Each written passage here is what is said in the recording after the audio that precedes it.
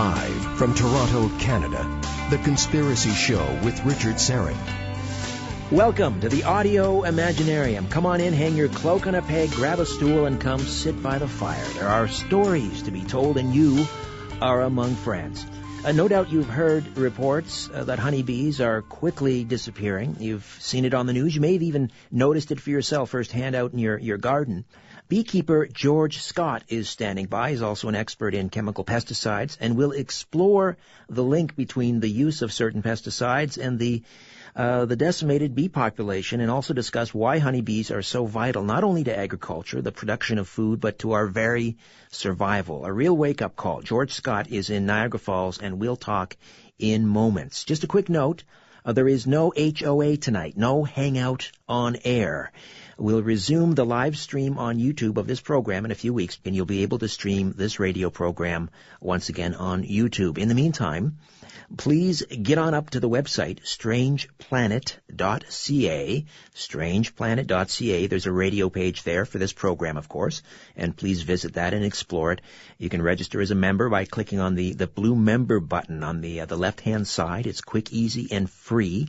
And once you've registered, you gain access to member-only areas of the website, like the book club and the audio archives. You can listen to past shows going all the way back to the summer of 2012. Also at strangeplanet.ca is the live events section. And make sure you check that out periodically. I'll be presenting two great live events this fall. September the 11th, Where Did the Towers Go? With Dr. Judy Wood. And then October the 16th, Take a Walk on the Dark Side, Rock and Roll Myths, Legends, and Curses. We'll also have some special guests joining us by Skype, and that'll be featuring rock and roll investigator Gary Patterson. More information on those events coming soon. Season 4 of my television program, The Conspiracy Show, now airing across Canada on Vision TV. Just a reminder, Monday nights, 9 p.m. Eastern. Brand new episodes, mark it down, Season 4 of The Conspiracy Show, the television program, Monday nights, 9 p.m. Eastern on Vision TV.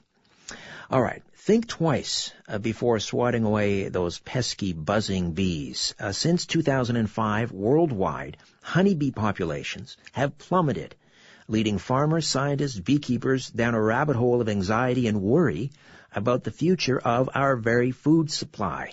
It's complicated, it's controversial, and it involves major chemical brands, environmentalists around the world, and governments around the world.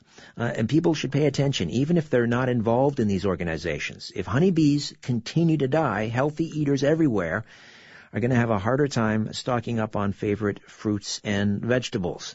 George Scott has been a registered beekeeper for more than 25 years.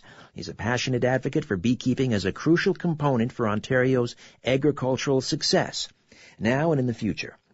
He's a member of the Niagara Beekepers Association. In 2001, he founded the Niagara Beeway, dedicated to the protection and preservation of Niagara's honeybee populations.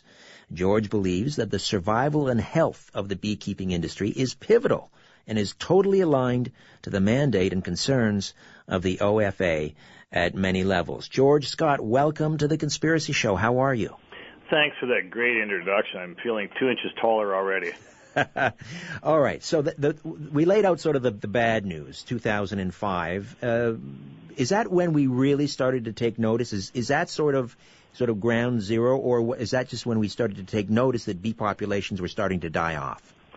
Well, we go back a little bit further than that, but 2005, really we saw the first impact where we did not know what was happening. And it was a couple of years in a row, but for many years we've been offering all residents of Niagara free service. If you've got a swarm of honeybees hanging on your pool backyard and guests coming over in an hour, and you don't know what to do, and you run down to Canadian Tire Home Hardware or your hardware store to get Hornet Blaster, that's something you'll see our poster right there for an environmental alternative. Give us a call. We'll attend to your situation. We had those monitors out before they introduced the new insecticide. So we knew exactly how many people would respond, how many, where they were, et cetera, for swarms, because Niagara is the home of the honeybee. One of the most God-given, perfect, beautiful places to be raising honeybees. We supply honeybees throughout Canada from Niagara, and we have a great history and a tradition of supplying honeybees for various pollination services, honey makers, etc., all coming from the biggest honey producers who are here in Niagara. Okay, give us a sense, though, of let's start with 2005. I mean, when you went out to your hives, were you noticing a marked decrease in the population in your hives? Oh, for the first time, we were wiped out totally in 2005. We lost 100% of all the bees in our boxes, so we didn't have any. And not only that, we didn't have any dead bees even to study. They were gone, and it was a mystery. We call it colony collapse disorder. All of a sudden, they don't survive. And they all tend to die en masse, and the problem with that is not many viruses or bacteria really kill them like that. Well, that is a mystery, because you would think a few of them before they die would make it back to the hive and die in the hive, but none of them died in the hive apparently. Well, you don't even have them. So what we immediately started looking at was number one, why do certain bees survive? We had the Niagara Beeway. If you go to the NiagaraBeeway.com website, you'll see the map right on our home page. What happened was when we had our retrieval service out, here's our science. Every time somebody called, we say, what's your address? We put a pin on the map. Mm-hmm. It became very clear all of a sudden there were no bees anywhere else except for in a heavily concentrated area, 2.5 kilometers on each side of the St. Lawrence Seaway. We thought it was a mineralization from when our grandparents dug the St. Lawrence Seaway. They turned the ground upside down, and that the bees were accessing some sort of mineral or some sort of something or other that was helping. Fascinating. And it wasn't. It was a water-soluble insecticide. They're insects. The water in the Welland Canal, since it's man-made, there's no drainage going into the canal. It's really a lake. So the water has no detection of the new insecticides or farm chemicals that we're spraying pretty much everywhere now. Now, who figured that mystery out? That was an observation by looking at the board with the pins on it. There's our great scientists. Aren't we great scientists? We look at the board and said all of a sudden 86% are within 2.5 kilometers. Over the next 8 years, it went up to 96%, and not within 200 kilometers, within 200 meters. So that strip became smaller and smaller and smaller over the last 10 years since we first started to notice this phenomena. And we get almost no calls for swarm retrieval in the rest of the whole area of Niagara. So we are much more concentrated along that water line because that's where the bees can tolerate this new insecticide. And how or when was it that beekeepers, scientists, environmentalists were able to connect the dots and figure out what was decimating the bee population? Oh, there's been hundreds of studies from people in France and Italy and all over the place about crops and yield and all sorts of interesting things. But what really is the key matter for the honeybee is that the honeybee seeks out this material. This material is chlorinated nicotine, and what the bees do is if you put sugar and water in a bowl and sugar and water with the insecticide based on chlorinated nicotine, the bees would go for that one all the time. So no matter how you use it or where you're using it in your backyard, on your roses or anything, the bees don't just get exposed to it, they seek it out. And they're crafty little demons, those girls. They can get in everywhere. So if you're making a pollinator garden and you're using that in your backyard, or your dog's treated with this chemical and it goes to the washroom all winter long, and then that urine or whatever from the dog goes up into a big cherry tree, it's totally contaminated with these new chemicals, and that's how the bees get them, because they seek them out. Now, who is behind the production of this chlorinated nicotine, and what is its purpose? Well, it is one of the most clever insecticides ever, because you only need a little bit. Say you're a farmer and you want to spray a field. You know, you've got that big tanker behind your tractor, and you drop the two arms down and it sprays a mist. Right. And you used to put 6,000 liters of chemical in there, of which really, 4,000 liters was water. So you're really only putting in 2,000 liters of, say, something like DDT. You're spraying that field for insecticides, for insect control, and you're putting about 2,000 liters in a 6,000-liter tank. The new chemical, you put in 1 liter. Wow. And not only that, it kills insects like none of the other chemicals ever before. This is a new type of chemical because we've moved into a new range of thinking. That range of thinking we've been very, very good at, and give a big round of applause for our farmers. It's called understanding parts per million. Right. Everyone speaks that language now. You got parts per million iron in your water. You got crummy water. You got sulfur dioxide by parts per million in your water. That stinks. You know all about parts per million. You get a cut on your arm, you're dying. You get parts per million of an antibiotic, you're fine. Right, right. This new insecticide is parts per billion.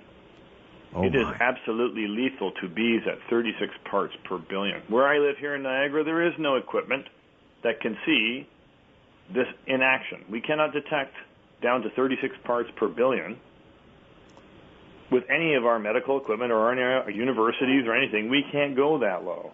You need very specific equipment even to look at that. And when did we, as a society, start using this chlorinated nicotine? Well, when we moved into this new century, we started it. So the last 16 years. In the year 2000, we pretty much started looking at it, and boy, did it ever hit well, and then advertising started to go out, and then it became a $6.6 billion a year supply market, which is an enormous amount of chemical. So now it's one of our biggest. It's not like a coincidental or anything like that. In Niagara, it's in 70% of our produce. Are there any ill effects on humans? Have any human studies been done? Well, now that the studies are just starting to come out, there are hundreds. There is no detection for somebody, nor are our doctors aware of what the symptoms are or how do you provide symptomatic relief. You got somebody coming in and they're shaking or jumping up on their left-hand foot. Well, somebody knows what that is. But our doctors don't have any diagnostic tools, nor can they send you into a lab and say, here, pee in a cup, and we'll tell you how much of this neurotoxin you've got in you. In Japan, they do, and they're finding many. So it is classified as a neurotoxin. It is a neurotoxin. That is its function. It's supposed to do that. That's what it's designed to do. It goes in there, and its primary target is between the cells in a little place where a chemical called acetylcholine esterase is released between the cells. When you interfere with that with neonicotinoids, it keeps that signal chain open so that that cell line no longer transmits, and if you're an insect, that pretty much means you can't move, you can't eat, or in low doses, you forget how to fly. Forget how to get back to the hive. How to get back to the hive was a real mystery for many people. Why did the colony not only die, but how come there's no members in there other than just the recently hatched in that last week? All clustered up in the corner of the new hatches. There's no nursing bees, there's no foragers, there's no defenders, there's no evaporators, there's no bricklayers, there's nothing in the hive except for young hatch bees. Okay, George, I got to jump in here because we're going to take a time out. George Scott, beekeeper, expert on chemical pesticides. Where are all the bees going? How do we get them back? We'll get to more of this conversation when the Conspiracy Show continues right after this. Peering into the shadows, where the truth often hides. You're listening to The Conspiracy Show with Richard Sarrett. And we are back. George Scott is with us, beekeeper for 25 years in the Niagara region of Ontario, and also an expert in chemical pesticides. Where have all the bees gone? George, give us a website for your organization. NiagaraBeeway.com. All small case, etc., but you'll find us. And we do quite a bit of research here in Niagara for the beekeepers.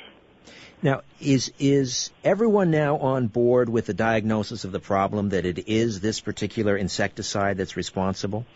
I don't think you should say that. You run a great risk now in saying that an insecticide is responsible for anything. That's a statement, and that's a statement that can be used against a marketed product. So you have to be very aware because that is libelous. People are advertising the merits, and you're saying something negative, and that's opening up many doors. All right, got you loud and clear. Welcome to 2016, when a product now has the same rights as an individual.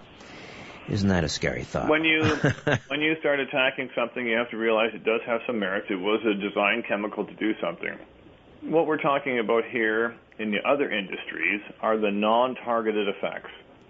When you're in the bee industry, you have to face many layers of insecticide. This is not a new story for us. Many, many chemicals that have killed bees are now banned. Chemicals that were used to be good for us, suddenly we found out non-targeted effects were not acceptable. Right. Now they're banned. So the same people who brought us this new neonicotinoid are on the same trajectory. And we're not advocating a ban. We're not those people at all, but we're just saying that we clearly understand now the effect of this, and now we are taking steps to mitigate our losses. So we have some happy thoughts here. Yeah, let's have some solutions here. Obviously, you had a bad year in 2005, 100% loss of your beehive, but here we are 2016, you're still in business, so obviously some of those bees have come back. How did you do it? So we looked at, with the major commercial beekeepers here in Niagara, so these are the guys who ship, 17 truckloads, 2 men per truck, 560 beehives per truck. So these people are very much married to the bee industry, and they're multi-generational like myself. So when we look at some of the solutions here, we understand there's a problem. We're not going to argue whether it's a cell phone or somebody else or it's bad business practice or bad bee practice. We're going to keep our bees away from the neonicotinoids.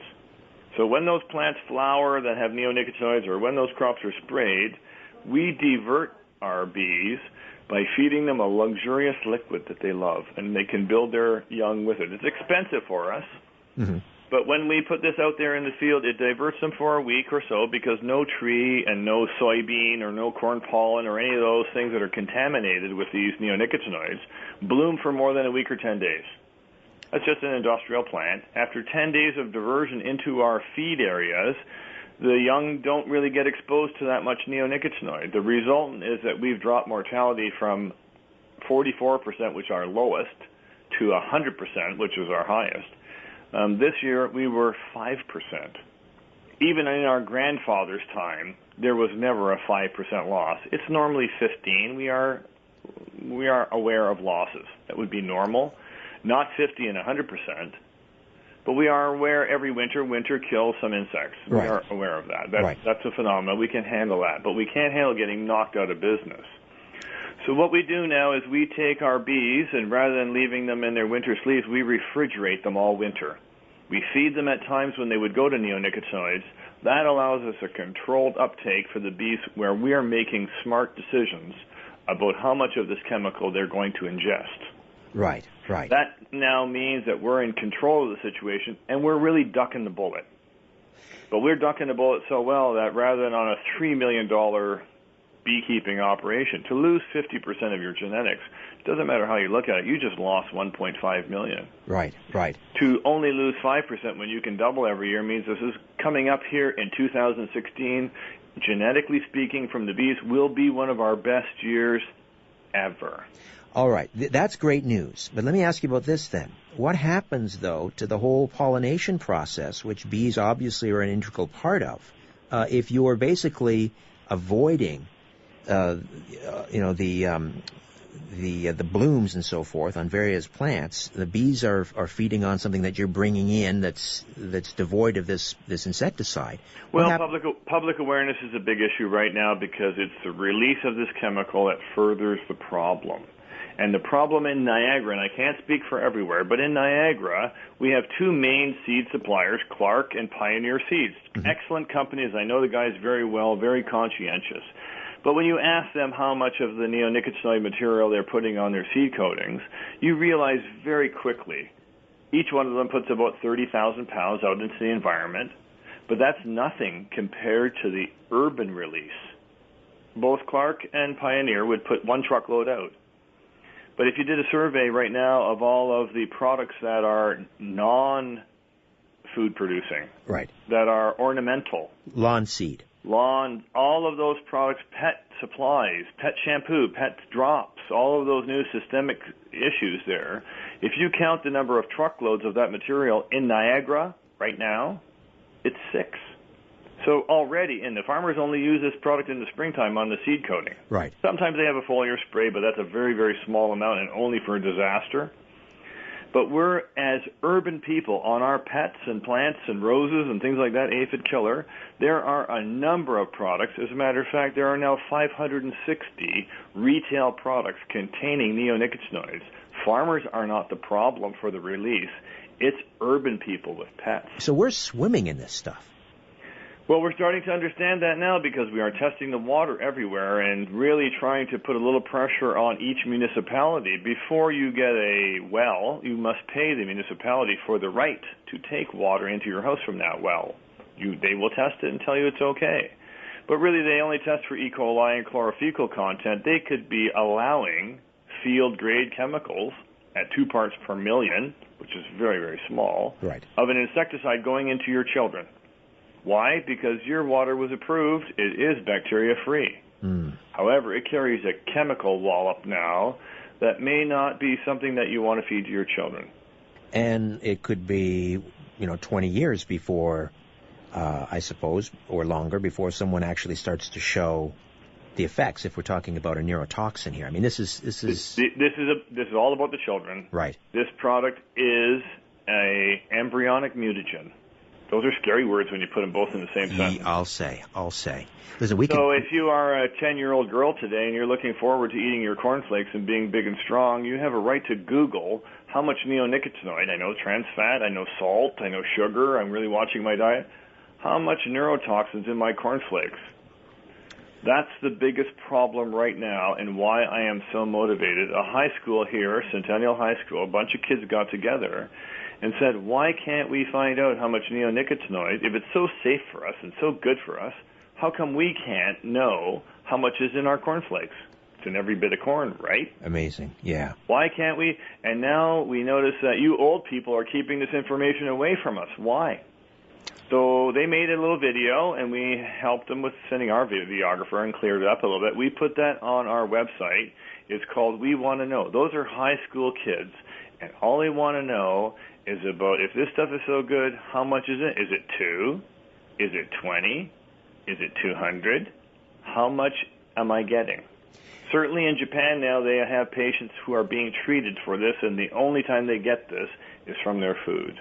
And this neurotoxin, how does it affect people? I mean, does it resemble things like Parkinson's, like tremors? The biggest problem we have right now, if you had a dosage that was giving you some symptoms, none of our doctors know what those symptoms are. You could walk into your doctor's office here in Niagara, and they have no diagnostic tools, nor can they send you to a lab where you can pee in a cup or take blood or breathe into the tube or whatever it is to be able to tell you whether or not you have overdosed on this. Boy, where have we heard this before? It sounds like the same deal with Lyme disease. They don't know how to diagnose, and they don't know how to treat. You cannot detect this. We had a hell of a time getting a lab. We now have a lab, and we can test, but we are limited to 250 test sites here in Ontario for testing water and its content of the top 4 neonicotinoids. And not only that, now we're starting to scratch our heads because these products, when they degrade, they change into different substances, which are more lethal. Oh, boy. And these substances like to join on to other chemicals that we've released in our environment, making a tertiary level or third level of things that you don't even want to know about. So we don't even have the capacity to even track those things now, but the primary chemistry is something that's in all of our food. George Scott is with us, a beekeeper for a quarter century, and also an expert in chemical insecticides. It's amazing, isn't it, how you're a beekeeper, and yet this has led you into this whole investigation about how these insecticides affect children. So in this case, I guess the bees really are the canary in the coal mine, aren't they? Well, if you're surrounded by farmers and they have healthy birds and bees all over the place, it's great. But if one day you walk out and all of a sudden the bees drop dead right in front of you, it's a good indicator species that maybe you should pack your suitcase and go visit your grandmother in Barrie. Yeah, indeed. Well, I was asking you earlier. So you're limiting the bees' exposure to these chlorinated nicotoids. Is that the proper term? Neonicotinoids. Nicotine killers. All right.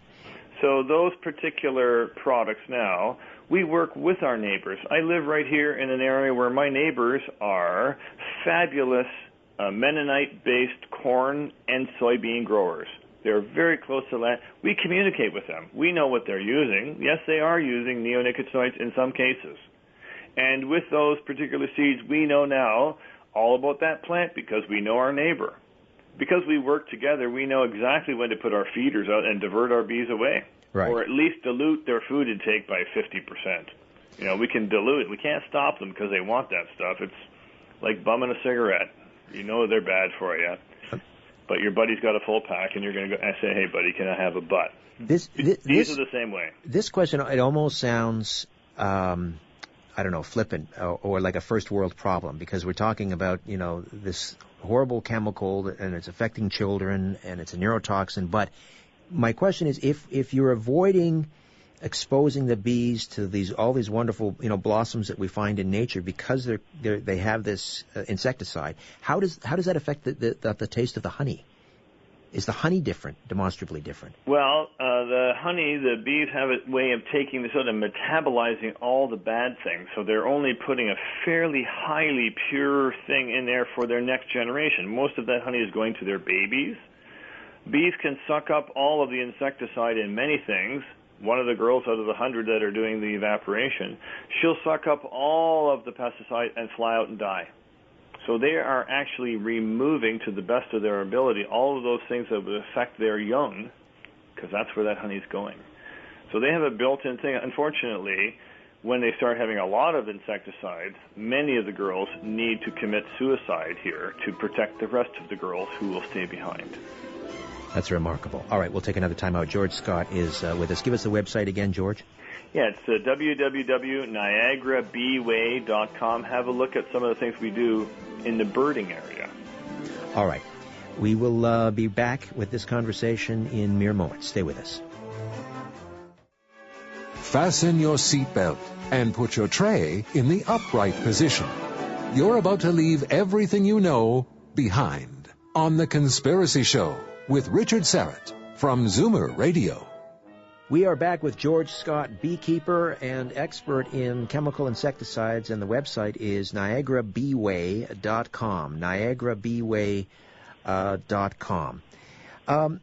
So, what is your what is going on in sort of the political arena now? Are we likely to see legislation? Let's say here in Ontario, are there other jurisdictions that are trying to do something about this again at the legislative level?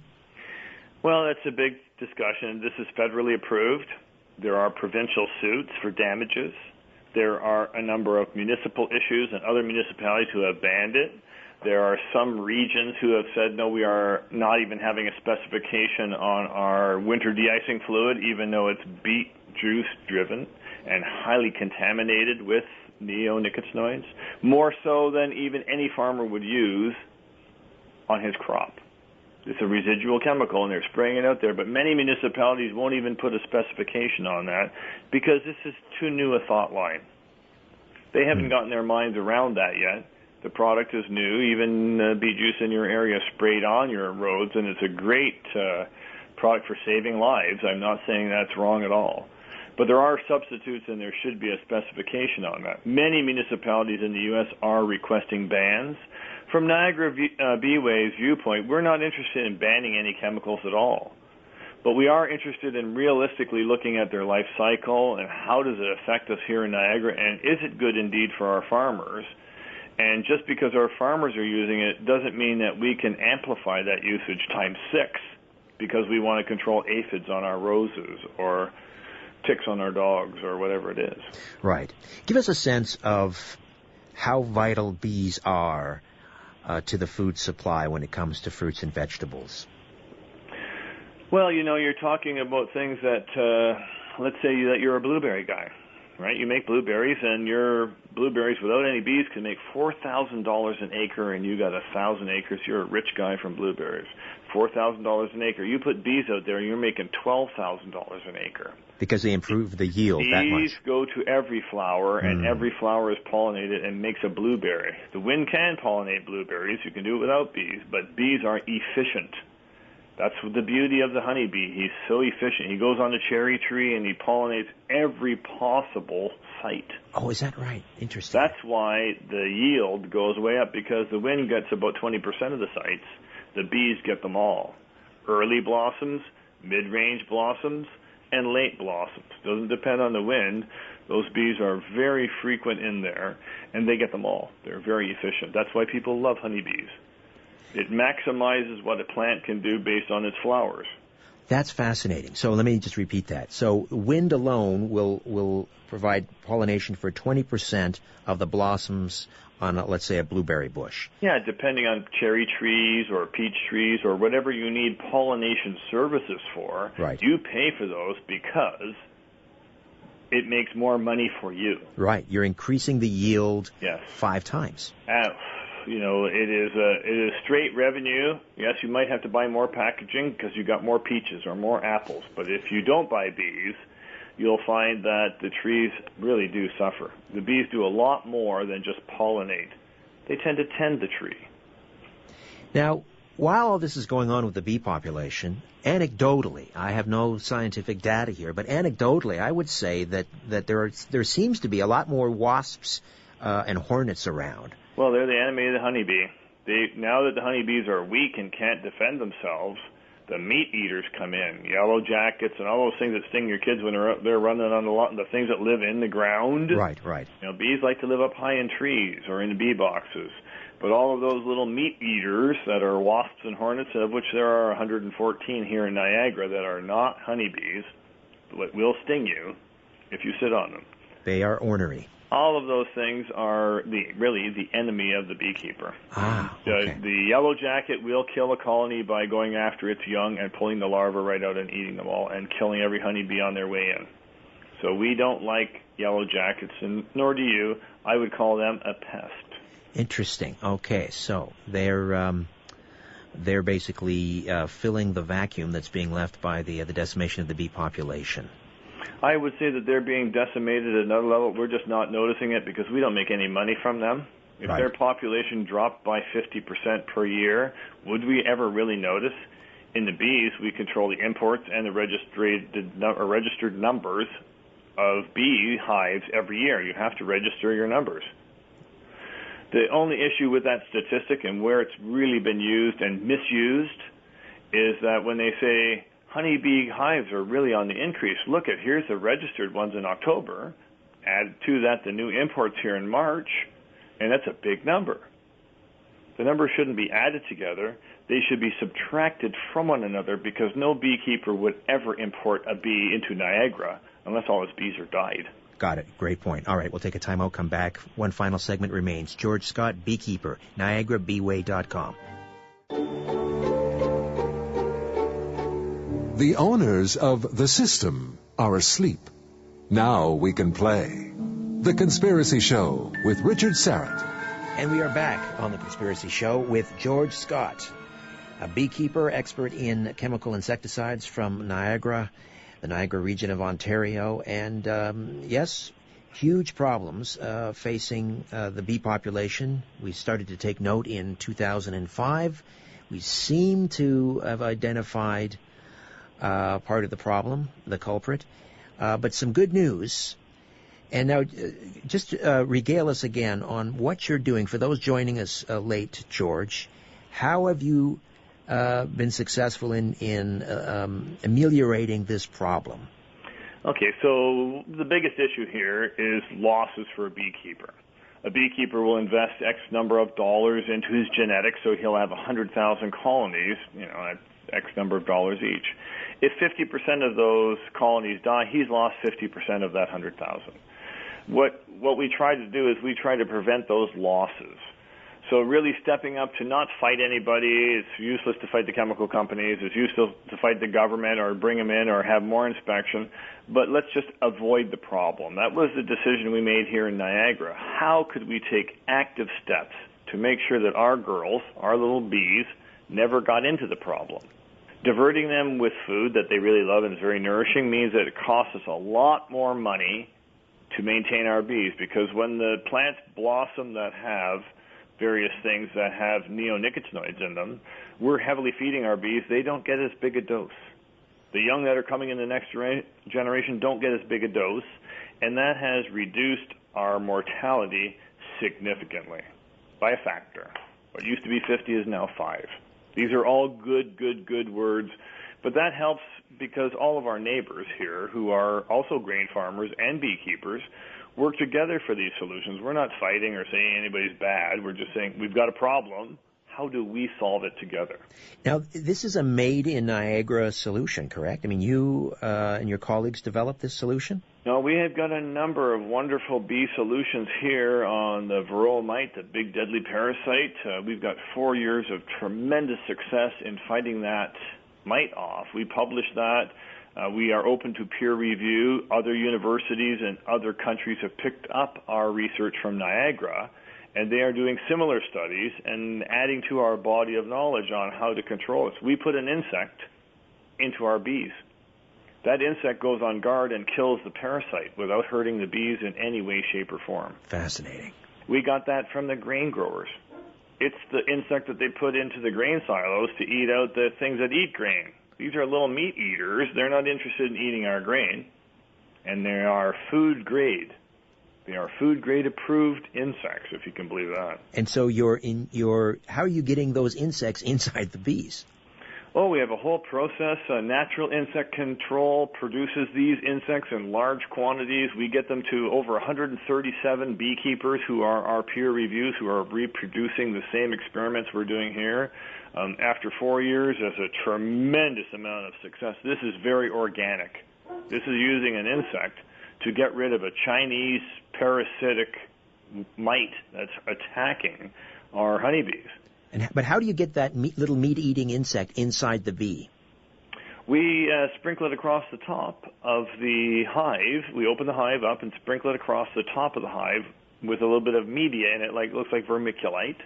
And what happens is these little bugs run all around inside the beehive with the bees, but their primary target is the varroa mite. Every time they run into one, they just take a bite out of it. You know, this is amazing, the work that you're doing down there in Niagara with bees. It should be like the worldwide capital of beekeeping in Niagara. It is the center and has been the center in Canada for many years. It's just that our big beekeepers are quite silent guys. You know, in many cases, they've hired me to speak about this issue because I've worked for a chemical company for many years. I've run the bacteriological division of that chemical, so telling me that a bacteria is killing the bees or that your cell phones are killing the bees when it's really a chemical doesn't get past me. I am from this industry. Right. But there are very few people with 25 years experience in beekeeping and president of a petrochemical company. You don't find that mix very well, and this really is part of my karmic payback. Interestingly put, your karmic payback. I mean, do you feel remorse and responsible? Well, all my life I have been a formaldehyde and asphalt for road paving kind of salesperson. Mm-hmm. And in that, we have tried to move our corporations into more friendly earth science things, and up to the point now where I look at my future next 10 years, I'd like to immerse myself in beekeeping, which is something that's multi-generational for us and very pleasing for me. I like it. It's profitable. We do it right here. So and we have lots of friends who do it, so it's a very good decision for me to go more further into beekeeping. That's my plan. It's a fascinating craft. How long is it? When did man first? Can I use the term domesticate bees? 5,400 years that we've been doing it. Egyptians or their precursors started it, weaving reeds together and jamming the bees in there until they made honey and then knocked the thing over and take their honey. That's 5,400 years ago, the first recorded, domesticated bee. It's come a long way because we put a little math on it there with a guy named Langstroth. But other than that, it has not really progressed much until all of a sudden we're starting to look at losing them and what are we learning about and how can we mitigate our losses. So we've learned a lot in the last 10 years about bees that they haven't known for hundreds of years. And in terms of handling bees, I mean, we see beekeepers handling them. They're wearing like a bee beard and so forth. They seem to be, if treated properly, incredibly docile creature. Or is that when you smoke them? No, at different times they have different behavior. So man has learned how to manipulate the bee to make and take his surplus honey. So we have learned how to do that.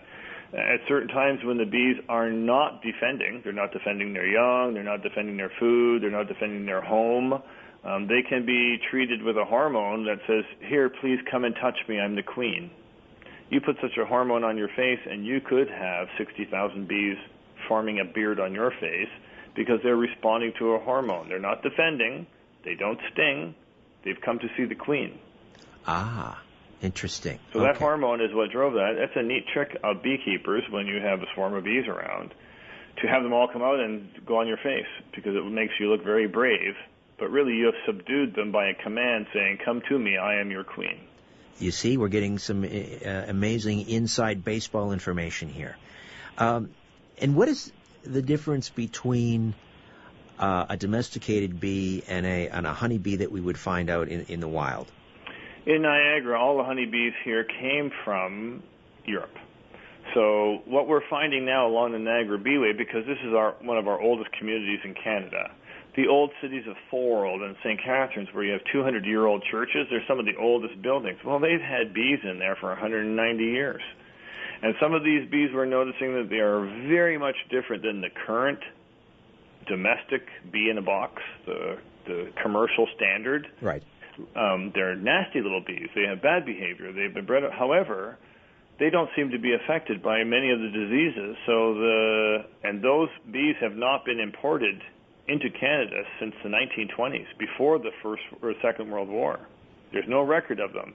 These are escapees that have survived in Niagara. We call them Niagara Queens. We search for them. Our free response program means that we get queens in swarms from all across Niagara. We have several hives right now this year of that little black bee that lived in northern Italy and southern Austria. And that bee there has been replaced by a super bee now who makes more honey, more honey, more honey. But this old bee is only found here now. And you're saying it's more aggressive? It's a little bit more aggressive. Only when you stick your hand in there, they'll send the Imperial Guard right away walking. The Imperial Guard, I love that. Yeah, the guards that are the guards of the nest. The ones that are ventilators won't come out to defend. The Imperial Guard is what the Queen sends when you look like a bear and you're standing at the front and a scout comes back and says, hey, there's a thing that looks like a bear out there. Send out the Imperial Guard. They're out there to sting you. She gave the command for some bees to sting and not all.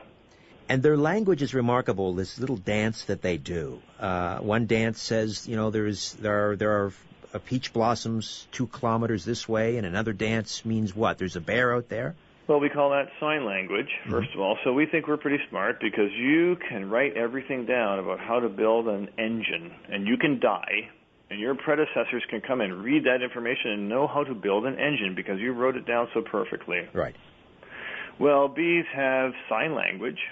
In the hive where it's dark, they do that little shake. That's a cherry tree, 2.5 kilometers, turn left at 100 kilometers, and there it is. And they get that information tactile, right? That's a shaking little dance. Right. So everybody knows where that cherry tree is because of the symbols. So that's like sign language, hand signs for people who are deaf. However, on every cell that's capped over with wax, they contain different things from a bee. When a beekeeper opens it up and takes all the honey out, he takes it all out in one shot. Right. But some of that honey is for parties only, for winter only, for the young when they have diarrhea. This is medicine. This is pollen. Here are young. Each one of those caps has a type of Braille on it that the bees can read, and they understand what it is, even though it's sealed beyond their detection in wax. So not only do they have hand sign, but they have writing. But wait a second here. The queen releases a hormone. It's hot in here, more ventilation. They can communicate by smell, and all of them start fanning more because they want to bring the temperature down. The queen commanded them by hormone. Also, they have antennae. Mm-hmm. The antennae go into the biggest part of their brain. Even though the eyes create a big chunk of their brain. We have no idea how they are using their antenna. That's for Wi-Fi. That's for frequency reception. We're not even there yet because we don't even know what they're doing with that. Absolutely remarkable creatures. They are absolute, and now that we're losing them, we are understanding more and more and more and more about them, and really whatever help we can get to further our research in this and in a kind of friendly, non-combative way. We're not fighting the grain growers. They're our neighbors. Why would we fight them? We're not fighting the pesticide manufacturers. We need them now and 20 years from now. Exactly. Right. We want to find the right answer to being able to survive and go on to 2017. Well, I think you're taking the correct path here because, as you know, honey gets more flies than vinegar. That's exactly right. That is a very mature view, but very hard to implement when sometimes you are outraged by things and you want to pick up an axe and swing it. Well, and it's very appropriate when we're talking about bees. George Scott, once again, the website. www.niagarabeeway.com. NiagaraBeeway.com. Now, incidentally, that video that the students at, was it Centennial High School? Yes. They put together. Is that available on the website? It's on the website. It's called We Want to Know. Okay. So if you go on the video and it says We Want to Know, click on that. It's about 2 minutes long, and those kids, I think, are quite serious about the fact that they know how to tie their tie at Thanksgiving without asking anybody but Google.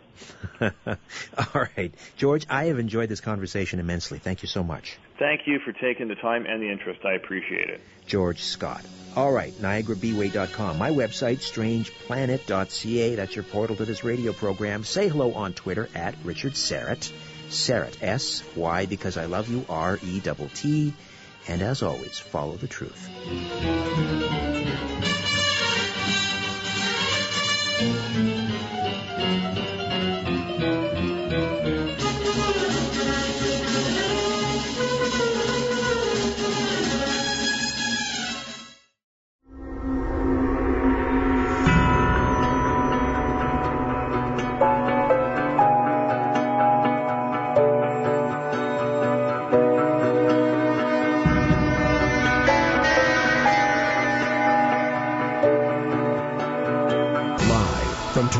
Canada, The Conspiracy Show with Richard Serrett.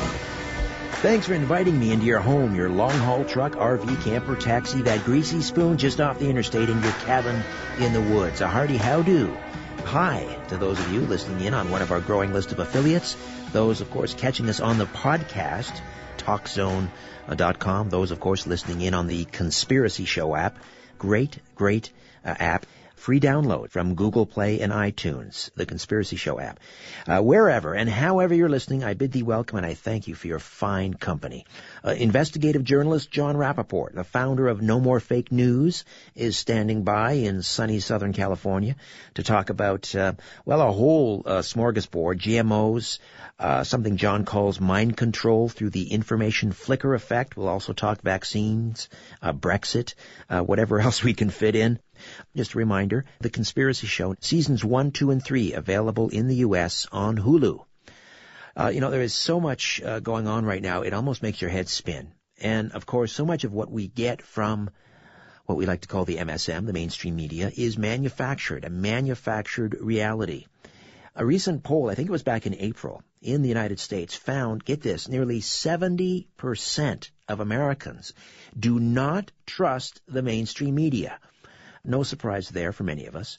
And increasingly, of course, people now getting their information from alternative sources, independent journalists. And when I say independent journalists, I'm not talking about a group that has come to be called, the citizen journalists. These are individuals that really have no training, and anyone that knows, how to make a website, can get out there and spout anything they'd like. I'm talking about highly trained, ethical, credentialed men and women who left the MSM out of frustration, who found the MSM was so corrupt, so biased, they could no longer function there. They had to leave. And now they write books, they make documentary films, they lecture, they publish online, they write blogs. One such is a real favorite of mine in this program, John Rappaport. You can read his frequent reports at a terrific website, nomorefakenews.com. He's worked as a freelance investigative reporter for over 30 years. The author of 3 explosive collections, The Matrix Revealed, Exit from the Matrix, and Power Outside the Matrix. He's written articles on politics, health, media, culture, and art for LA Weekly, Spin Magazine, Stern, Village Voice, Nexus, CBS Health Watch, and other newspapers and magazines in the U.S. and Europe. And he has lectured extensively all over the U.S. on the question, who runs the world and what can we do about it? Since 2000, John has operated largely away from the mainstream because, as he puts it, my research was not friendly to the conventional media, quote, end quote. And over the last 30 years, his independent research has encompassed such areas as deep politics, conspiracies, alternative health, the potential of the human imagination, mind control, the medical cartel, symbology, and solutions to the takeover of the planet by hidden elites. He maintains a consulting practice for private clients, the purpose of which is the expansion of personal creative power. And to boot, he's a painter as well. His work has been shown in galleries in L.A. and New York, and his poetry has been published by the Massachusetts Review. A graduate of Amherst College with a B.A. in philosophy, he lives with his lovely wife Laura in San Diego. John Rappaport, welcome back to The Conspiracy Show. How are you? Very good. Good to be here, Richard. Great to have you back. So much to talk about. I want to talk about Brexit, of course. Several weeks ago, we had the big vote, which caught. Well, it's funny, the mainstream media. Here we go again. They said, "Wow, we didn't see this coming," and mind you, it was a fairly tight race, about 4 percentage points. But now, Great Britain poised. It's going to be a long, messy divorce, no doubt, but they're going to leave the EU. Your thoughts? Lots of thoughts on this. Of course, major media is screaming. Loud protests. How could they have done this? They're wrecking the global economy.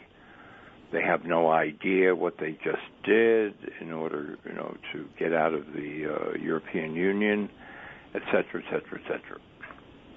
It's as if they built this gigantic structure in Europe, this incredible bureaucracy of gigantic proportions overseeing all the member countries, and they just assumed that no one would ever want to leave. That's verboten. I mean, the idea that you could decide to leave is just unthinkable. In other words, the countries now become slaves. Right. It's like the Hotel California. You can check in, but you can never leave. Exactly. So when it happens, it's just, in their view, absolutely preposterous, and chaos will result and so forth. How could you have been so stupid? But actually, the way it seems to be shaking out, and one never knows what other stories will crop up or evidence, people just said, we're fed up. We don't like this arrangement. We want to get out of the marriage. And so we will. And of course, it was a very close vote, but that's the way it swung. And now the divorce happens. Will take possibly 2 years, unless the EU just says, get out now. I see it as decentralization of power. And that's a phrase, if people will take notice, that used to be currency for activists of all stripes. Yeah. Who recognize... Act locally, think globally. Act locally, think globally. Yeah. Who recognized that the powers that be were extending their realm in a very dangerous way over the whole planet, sometimes called globalism, and that something needed to be done about it. And what needed to be done was power had to flow back down to where it originates, with the people, exactly, as opposed to the institutions and structures. But that phrase has been rubbed out of media, as people will notice when they think about it and try to remember the last time they saw it in any significant way in any major media article or broadcast. But now it's a crime. Can't decentralize. Yes, now it's xenophobia. Exactly. If you decide you want out, then you're some kind of a criminal. So now we're really seeing the paradigm of the police state versus the people, because that's the hallmark. You can't leave. You can't get out. You're here for good. How dare you try? That automatically brands you as a criminal if you try that. Right. So that's what I'm seeing here. This is the way the whole thing is being positioned and shaped by media. And, of course, there's a great deal of gloss that's been laid on all this. Socialism is the most wonderful system ever devised, and countries flourish under it, and the EU is a wonderful illustration of that, and the whole purpose of this gigantic, faceless bureaucracy is to promote equality among all people, and this is moving us toward utopia, and we're all together in this, brothers and sisters, et cetera, et cetera. This is the cover story that's been used. It's kind of a religious cover story. Indeed, indeed. You know what's interesting, John, when they looked at the breakdown of the vote, and most young people voted to stay inside the EU, despite the fact that it is not, as Nigel Farage, a bit of a political hero of mine, the leader of the UKIP party, put it, it's not undemocratic, the EU. It's anti-democratic.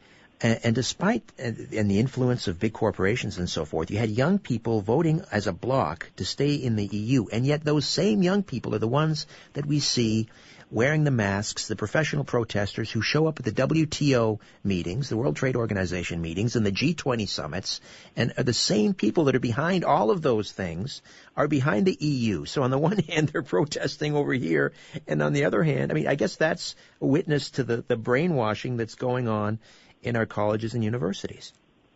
I'm just going to read you a paragraph out of one of my articles. What a monstrous joke it is that the young in Britain voted to remain in the EU, which of course is a right arm of globalist forces. The same young yammer and protest against globalism, but because they're absolutely clueless, they want to remain in the EU. The young, turned into useless products of the education system. There you go. I mean, yes, this is a ridiculous contradiction. And these young voters who wanted to stay in the EU are completely unaware of it. They just don't see it. They can't look from one arm to the other and recognize the connection. And there you have it. The other thing, I think that somebody had a very interesting tweet today, and I was looking for it earlier. I can't find it now, but whoever is responsible, I give full credit. But this is not mine. But what they said was this vote is an illustration that culture trumps politics. What do you think? I think so. In a democracy, we elect officials so we can sleep at night. So why are you up? 416-360-0740 or toll free at 1-866-740-4740. We are back with investigative reporter John Rappaport and the website nomorefakenews.com. How do people get a hold of the 3 editions of the Matrix series, John? Well, they just go to No More Fake News, and they'll see links where they can read about the contents of each collection, and if they want to order it, they can. There are articles that I have been publishing pretty much every day for the last 15 years, and they can also sign up for the email list to get articles in their email box. And just give us a sense what these are like CD-ROMs, right? These matrices. Well, yeah, it's all digital. Some text, a great deal of audio. huge amounts of material that I've put together over the last 10 years or so. For example, in Matrix Revealed, there's a great deal of deep information about mind control, and not just the familiar themes and strategies and so forth, but actual interviews with, in one case, a former insider, a retired propaganda operative, quite high up, who finally decided that he had had enough. And so, in dozens of interviews with him, he lays out the actual way that propaganda is done, the sources, the way it is played about and laid upon the public, and the psychological apparatus that underpins it. In other words, from studies of people's reactions, from studies of the way people think, from studies of the way that people respond to all sorts of influences that one would not ordinarily think about, such as rhythm and tone of voice and pacing, space, time itself. These are deep studies that are not made public. Propaganda is formed with the intent of ruling over the mind. And so that's just one illustration. Many, many text interviews with him that cover really the whole waterfront in a way that I've never seen before on the subject of mind control. So that's just one example. Well, and further to that, one of your recent dispatches at nomorefakenews.com is about what you call mind control through the information flicker effect. What do you mean by the information flicker effect? In that particular article, I used the example of the Sandy Hook shooting, but you could use many, many events as examples. Orlando, sure. The point of it is that when an event like that takes place, first of all the information comes from official sources. It doesn't matter how many, quote, reporters in the field are talking to the anchor in the studio, or even if the anchor deigns to show up himself and stand on a hill overlooking the town and so forth and so on. No actual reporting is taking place. Zero. All of the information is coming from the police, from the FBI, the government, official sources. And you will see as this happens that certain storylines develop and then they disappear. Mm-hmm. Yes. We caught a shooter in the woods. Right.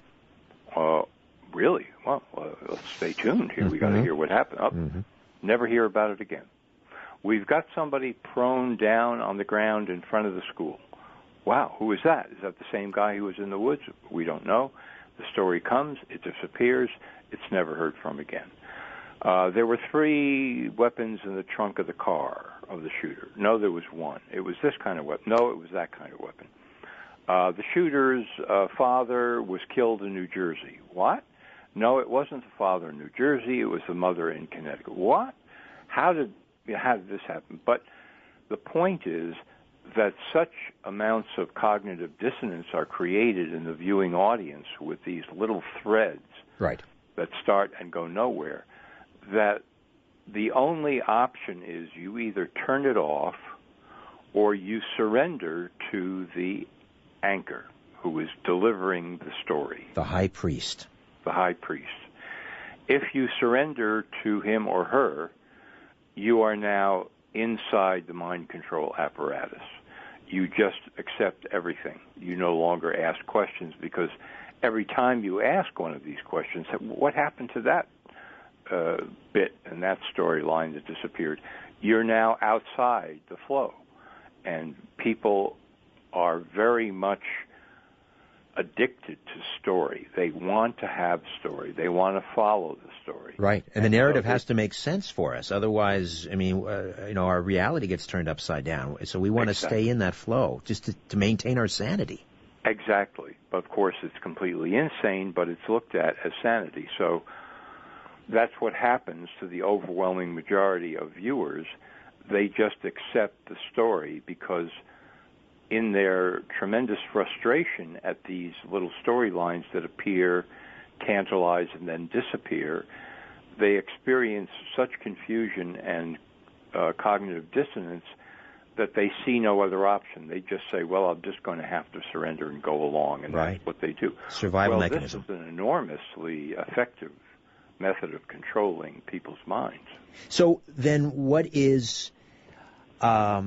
are you saying here? That a lot of these loose threads, these early reports, another example, we talk about John Kennedy Jr. The early reports was that there was no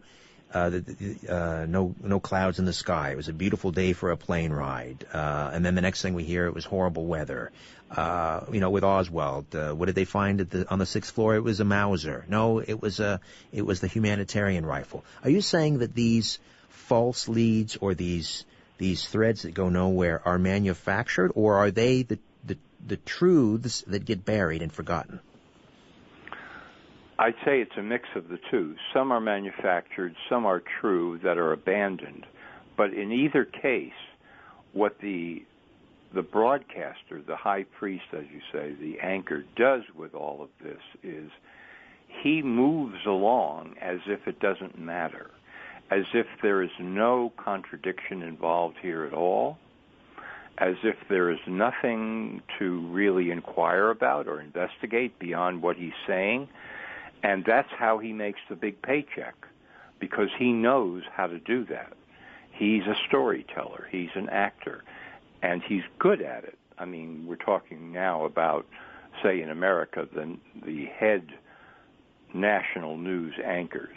They're very good at doing this kind of seamless storytelling that can overlook myriad contradictions and pretend that they never happened, they were never there, and just roll right along and the audience follows. So, yes, some of these little threads are manufactured on purpose to go nowhere. Others are the beginning of truth that is then dropped like a stone and never referred to again. But either way, the anchor knows how to deal with it in order to create this hypnotic effect on the audience. As you were describing that, John, I was thinking of this little-known local reporter in Dallas, Texas, who on November the 22nd or shortly thereafter was asked to, it was after November 22nd, he was asked to comment on the Zapruder film, and here we have the voice of Dan Rather telling us, despite what our eyes see, that John Kennedy's head is moving forward after the fatal headshot, not backwards, as our eyes are telling us. And what happens to Dan Rather? He's catapulted to the top and becomes, of course, the CBS anchor after the retirement of Walter Cronkite. Exactly. That's exactly that kind of thing. I'll tell you another story.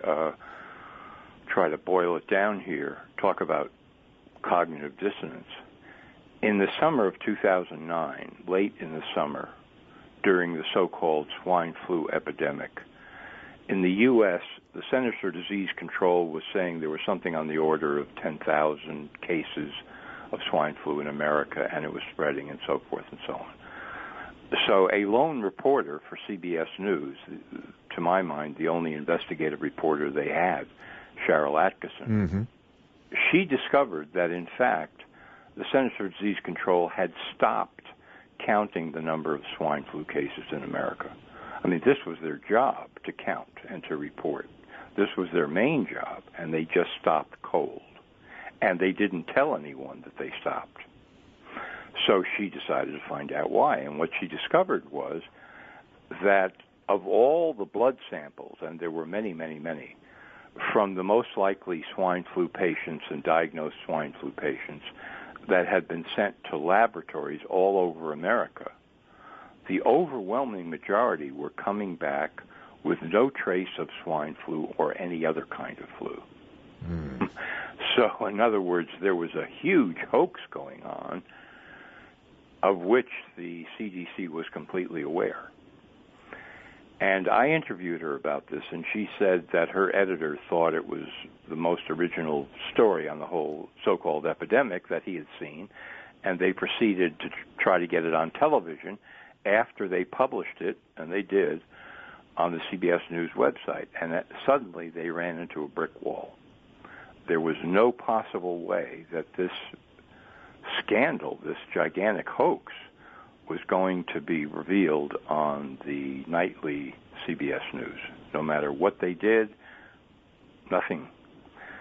About 3 weeks later, the Centers for Disease Control, who was obviously in a panic because they were going to be exposed on all fronts. You know, they're saying there are thousands of these cases, and they have absolutely no evidence. The whole so-called epidemic was a complete dud, and that was the last thing they were going to confess to. So they decided to double down, and they said that their newest estimate was that in the U.S. there were 22 million cases of swine flu. 22 million. Oh, my. And I've had the quote, I've seen the quote, I published the quote and the source, WebMD. So there you have cognitive dissonance of an enormous degree, and you have a thread that started out and was completely abandoned, never to appear again. No other major news outlet picked up Cheryl Atkinson's work and reported on it or tried to extend it or investigate to see, you know, who are the real guilty parties here, who are the names, what did they do, how did they cover this all up. It just disappeared completely as if it had never happened. And the news just rolled on with the same old stories about swine flu, and it was just paved over completely. Sounds familiar. Being replayed again right now. This time it's the Zika virus. Let me just ask my producer, Damien, how much time do we have before our next break again? We got a minute. Okay, well, let's take a time out now. And then we come back, we'll get an update on the Zika virus. And my gosh, I mean, poor Brazil hosting the Olympics this year, just getting hammered by all these news reports about Zika.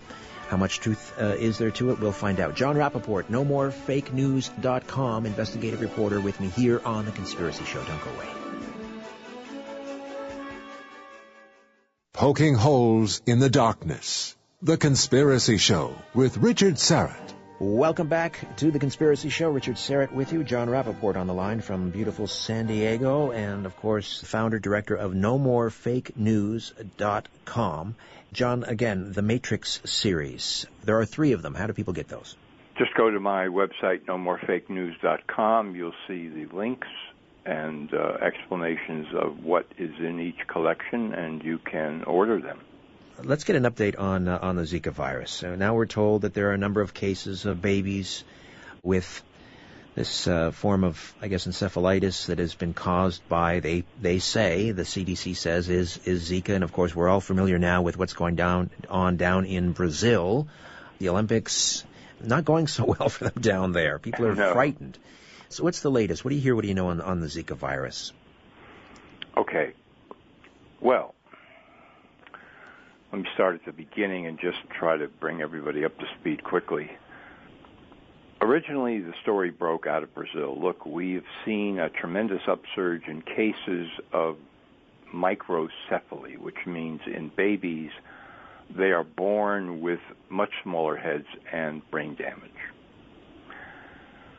So on the heels of this story, immediately, we know the cause. The cause is the Zika virus. Nobody's ever heard of this before, but you do a little research and you discover that it was discovered in 1947, never known to cause anything. Mild, transient illness, no treatment necessary. It's already in many places around the world, India, other places. But all of a sudden now it's being blamed for this. And this is over 4,000 cases suddenly cropping up in Brazil of babies born with this severe, tragic birth defect. So because I've covered these kinds of stories many times with different so-called epidemics, I knew where to look, And so I began to see, okay, what's the research really on this? And as of now, the latest figures I've been able to find out of Brazil confirmed cases of microcephaly, not way over 4,000, but 854 in the entire country. And of these, in only 97 cases has there been discovered any trace whatsoever of the Zika virus.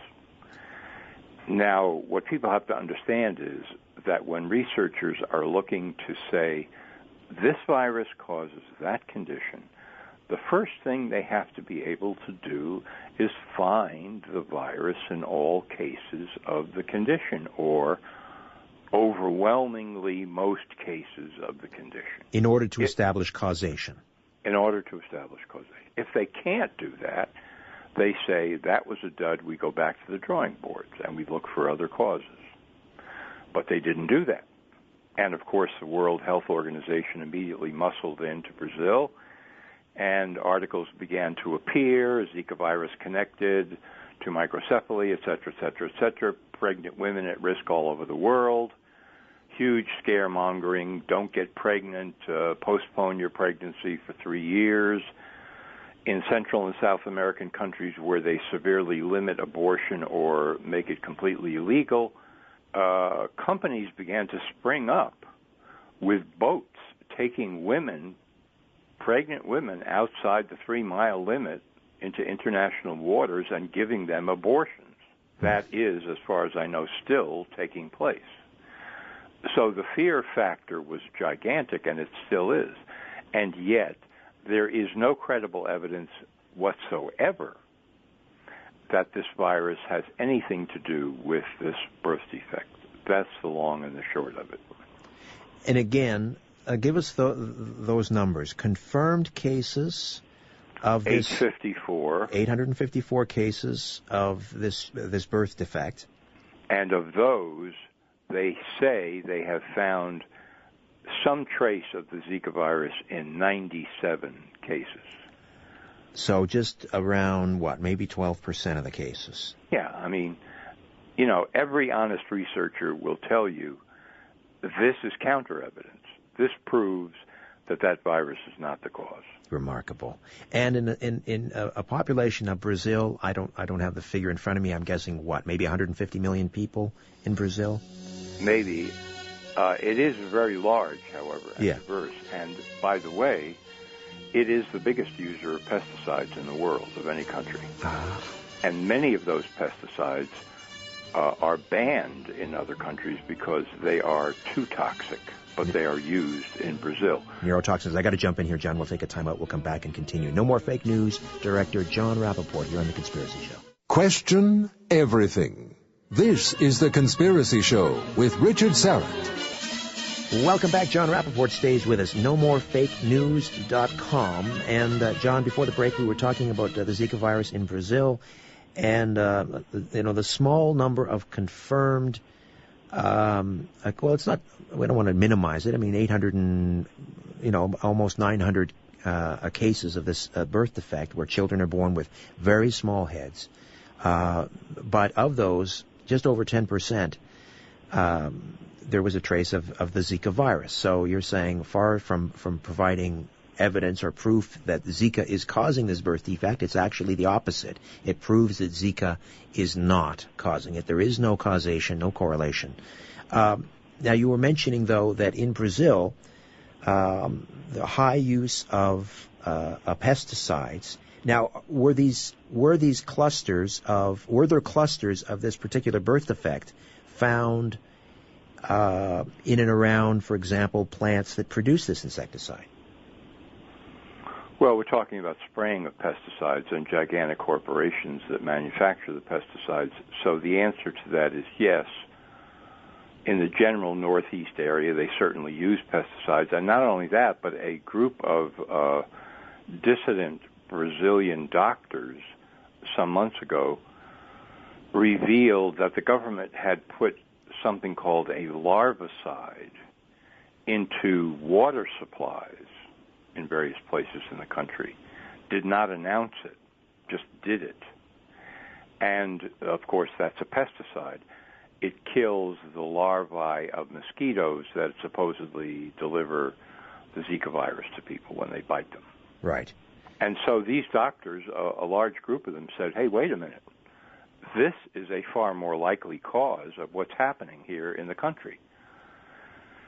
Not only that, but in 2014, for the first time, a vaccine was recommended for pregnant women in Brazil, the so-called Tdap vaccine, tetanus, diphtheria, whooping cough vaccine, that contains aluminum, which is a known neurotoxin. So it can cross the blood-brain barrier. And now reported cases of birth defect, well, one of the places you would certainly look is the vaccine. But this is not happening, of course, in mainstream research, and never does happen. It's always about, we've got to find the virus. That is the mandate immediately, right off the top. And in fact, the CDC, Centers for Disease Control in America, has a group. It's existed for, I would say almost 80 years now, called the Epidemic Intelligence Service, which I call the medical CIA. They train doctors, serious training, and the graduates afterwards are on call at any time. Pack a bag, go here in the world, go there in the world. We sense there's an outbreak here of something or other, and we need to find the cause. Well, all of these doctors are trained to look for the virus. That's what they do. No matter what the environmental conditions are, and I could cite you other cases where it's obvious that what they were looking at, these CIA medical-type people, had nothing to do with the germ. It was something patently obvious in the environment. They are always looking for, and they inevitably find, a virus, and they say, well, here it is. This is the cause, folks. This is what's happening. Here we go. It's right out of the playbook of, well, I was going to say it's Nixonian, but it's also Obama's trick where you stick the IRS on your political enemies. So now is that the case here, that somehow Brazil, I don't know, because they're one of the BRIC countries and they've signed on to this big infrastructure bank that China's trying to get off the ground as in opposition of the IMF, is Brazil being made to pay for that? That sin? Is that what this is all about? I think so. I think that this is one of the attacks that's being leveled at Brazil because it is one of the most vulnerable countries in the 5 BRICS nations. And this really has, among other things, this is not the only thing, thrown a monkey wrench into the Olympics, which is supposed to be, for any country that hosts it, this is our pride. This is what we can do. This is what we can show to the world. Here it is. And now they're suffering the humiliation of athletes saying, I'm not going. I'm not going. And they sometimes mention Zika. I'd rather stay home. And then you have a situation where the athletes are being sort of super protected against the possibility of infection and so on and so forth, and people are being warned, you could bring the Zika virus back to your home country after the games. So I'm sure that this is eating into considerable tourist dollars of people who would otherwise go to the Olympics in Rio but are staying home because they want to have nothing to do with this thing that they're frightened of, that has nothing to do with anything. The Zika is here and so on. People are staying home, so revenues are going to dry up. It's going to be a financial catastrophe for the city of Rio, the Olympics. And it'll be very telling once the Olympics have come and gone, and who knows how they'll go, but once they've come and gone, do you suspect then that the whole Zika virus story will also disappear because the Olympics are gone? Well, it'll disappear because the track record is they all do. West Nile, SARS, swine flu, Ebola, bird flu, SARS, etc., etc. They come, they light up the sky, they go away. And now it's time for the next one. But I have to say, this is a really good one, propaganda-wise, Zika. See, the people in the CDC, World Health Organization, they're always looking for an answer to the question, how can we scare the people more deeply than we scared them before? Because we are really PR agencies for the pharmaceutical industry. So we want more medical drugs, and we want more vaccines, and we want everybody to comply with medical orders. So if we say there's an epidemic, we want people to, stand up and salute and do whatever their doctor tells them. This is a whole gigantic operation that goes on from year to year with all sorts of new, this is the latest one. But with Zika, it could have lots of legs, so to speak, as a story that would come and go because the issue of waging war against women and pregnant women has a great deal of staying power, shall we say. Sure, this is like a twofer. You get two for the price of one. You get to punish Brazil, ruin their Olympics for standing in opposition to the World Bank and the IMF and so forth, because it's a non-aligned country. And then two, you could lose an entire generation in Brazil because women there en masse are deciding either A, not to get pregnant, or B, to abort. So you get the depopulation agenda working in there. It's a twofer. You bet. Exactly. This is direct depopulation by fear. Don't get pregnant. And every time the media announce a new case of Zika somewhere, we got 3 cases here in America, and it looks like it's you can transmit it sexually and maybe by saliva and this and that. That just adds to the fear. And there will be women who will say, I don't want to get pregnant, I'm not going to get pregnant, it's just too risky. So this is going to go on. Actually, I just realized there's a threefer, and you put me wise to this a while ago, and that is, I believe it's a company in England that's developed kind of a suicide mosquito.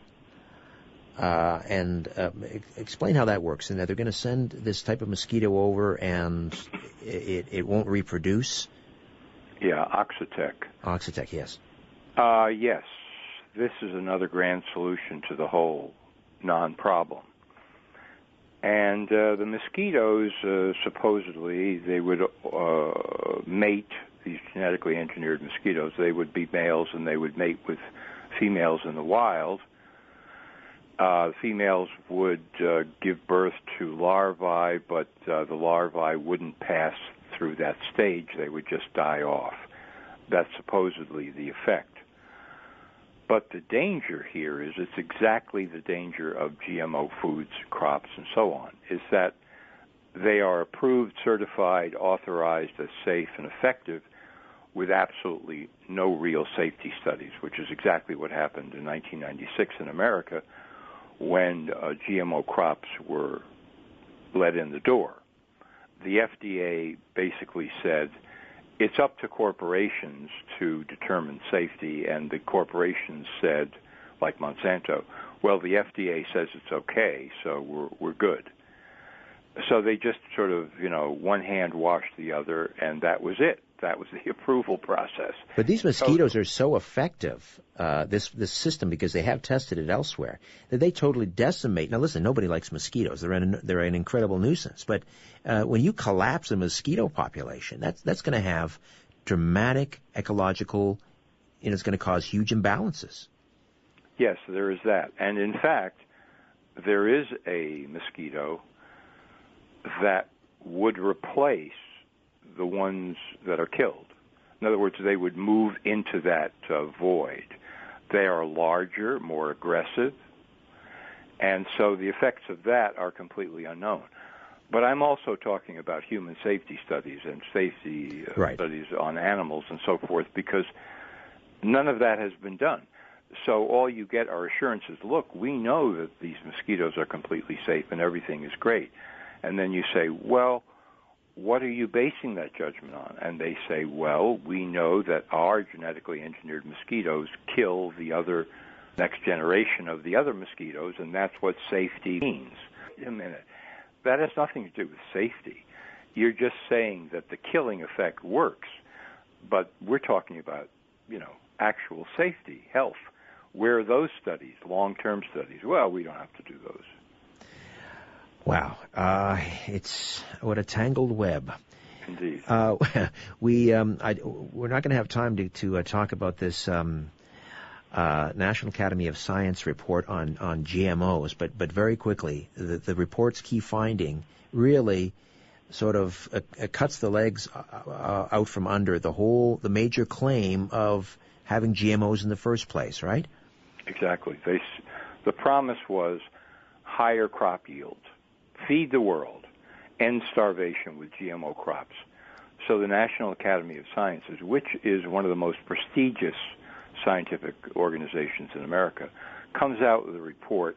It's kind of garbled, but when you get down to the bottom line, what they're saying is we do not see any evidence that the genetic engineering of crops has produced in America higher yield, greater yield. Well, that was the whole idea. Exactly. That was the whole idea. So where are the major media stories on this? Total failure, no. They've spun it in the opposite direction to find something positive for GMOs in the report. Well, John, thank God we have health reporters like yourself who can wade through these reports and find us the truth. John Rappaport, thank you so much. NoMoreFakeNews.com. Always a pleasure, my friend. Thank you, Richard. It's great to be here. All right, my thanks to Damian Murray, Ian Robertson, Albert Finzel, John Franz, all of you for listening at home. In the meantime, don't be afraid. There's nothing concealed that won't be revealed and nothing hidden that won't be made known. What you hear in the dark, speak in the light. What I say in a whisper, proclaim from the housetops. Move over, Aphrodite. I'm coming home.